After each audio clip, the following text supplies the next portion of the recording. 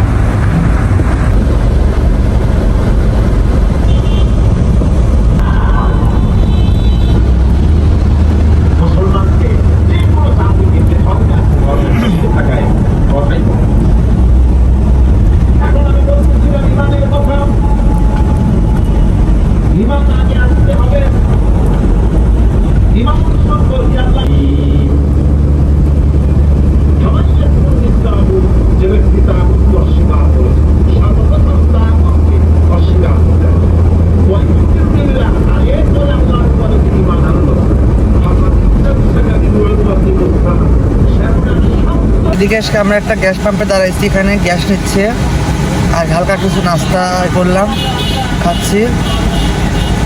টাঙ্গাইলে আছে আমরা একটা গ্যাস পাম্পে, আমি এটা ডিম খাচ্ছি।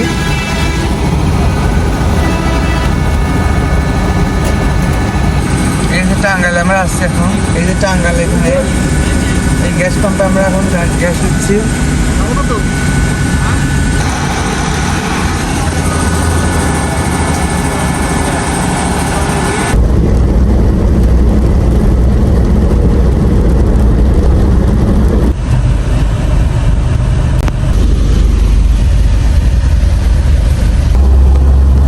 এবার আমরা চলে আসলাম যৌবনা সেতু। দেখুন সেতুটা অনেক সুন্দর, এবং যারা যারা উঠছে তারা অনেক সুন্দর, যারা দেখে ওঠেনি এখনও তারা দেখেন।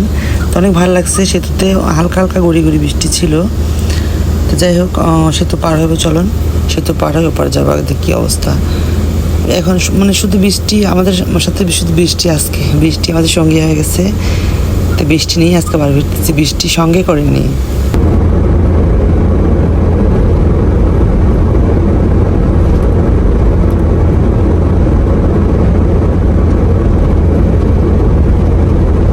এবার আমরা আসছি সিরাজগঞ্জ ফুড ভিলেজে। এখানে হাত মুখ ধরলাম একটু, নিচে আমাদের গাড়ি পার্ক করা আছে ওইটা। এখান থেকে আমরা হালকা হয়তো একটু নাস্তা টাস্তা করে বের হয়ে যাবো, সময় নেবো না। এখান থেকে 5 মিনিট দেরি করে চলে যাবো এখন। এবার চলে আসলাম আমার উল্লাপাড়া, এটা উল্লাপাড়া ব্রিজ, নিচে রেল লাইন আর উপর ব্রিজ। তো চলো যাই। অনেক ব্রিজটা অনেক সুন্দর, আমার কাছে খুব ভালো লেগেছে। দেখো এই যে আমরা ব্রিজ থেকে নামতেছি, এটা চলে আসলাম আমরা এখন। এটা কি বেড়াতে, আমরা অলরেডি চিনবি পেয়েছি। তো অনেকক্ষণ আমি ঘুমিয়েছিলাম, পরে চিনবি থেকে আমরা ঢুকবো। এটা সাথিয়ার রোড। না, এটা হচ্ছে মেইন রোড। আমরা বাইপাস আমরা ভিতর দিকে সাথে ঢুকেছি। এটা মানে বনগ্রামের ওদিকে হবে। এই যে আমরা অলরেডি চলে আসলাম মাতাইকুলা। তো চলো এবার মাত্র বাসায় আসলাম। এখন তো 9টা বাজে রাত। মানে আমরা গাড়ি গেছিলাম পাবনা যা খাওয়া দাওয়া রেখে তারপর ওখানে খাওয়া দাওয়া করে তারপর মাত্র বাসায় আসলাম। বাইরে গাড়ি নিয়ে গেছিলাম, গাড়ি নিয়ে আসলাম। তারপর ওখানে খেলাম, ডিম ভোনা করছিল, তারপরে কিছু না ভাজি ছিল, মানে চাল তো পটল ভাজি করছিল, আর হচ্ছে ইলিশ মাছ। তো ওইখানে ভিডিও করতে পারি না, ফোনে চার্জ ছিল না, হালকা একটু চার্জ ছিল। তো এখন আমি আসলাম মাত্র, আমি গোসল করবো, গোসল করে ফ্রেশ হবো। কেমন লাগলো তো অবশ্যই তোমরা কমেন্ট করো। এখন তো আমি গোসল করবো, ফ্রেশ হয়ে নিই। তো আল্লাহ হাফেজ, টাটা। আর এই যে এদিকে আমি যেগুলা কিনছিলাম, আমি দেখো যে এগুলা ঢাকা কিনে রেখে আসছিল, এটা নিয়ে আসলাম। এটা হচ্ছে মার জন্য মশলা রাখার জন্য ঝুড়িটা কিনছিলাম। এটা সব 100 টাকার মাল।